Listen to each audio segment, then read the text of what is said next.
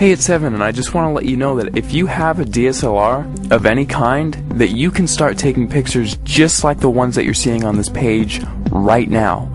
You do not need an expensive camera to take pictures like this. You just need a basic DSLR, and here's why.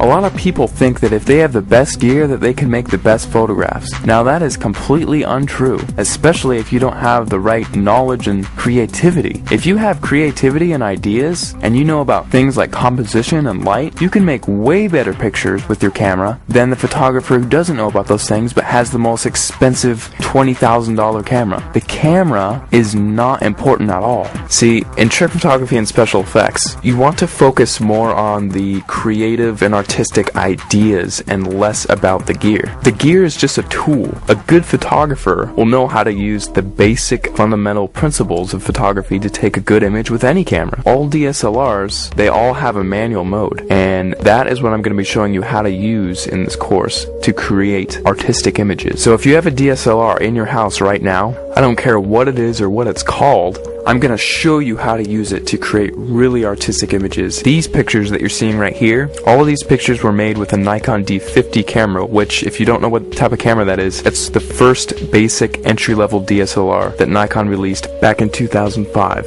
Now, because they don't make this camera anymore, you can actually get this one used for $230 on eBay. That's what I found recently. Or you could get a newer camera, and it would still have it be the most basic entry-level model and still be able to take cool pictures just like what you're seeing right here. In fact, let me show you a little trick that you can use with any camera right off the bat. See the little thing that says shutter speed? If you raise that number to make it longer, whenever you take a picture now, your camera will be on for several seconds taking a picture for that amount of time. Now this is really cool because what you can do is take a light and then move it around the frame, and you can actually record light trails with that. And people, if you've heard of this technique before, it's called light painting, but most people think that, oh, I just wave a flashlight around and then it's done. Well, actually, it's a whole art form in and of itself, because there are dozens of different types of lights that you can use in light painting, and all of them have a specific use. And you have to know how to move the lights in certain ways in order to create certain shapes and things like that. And that is the type of stuff that I'm going to be showing you inside the course. And now if you also have Photoshop, you can get really creative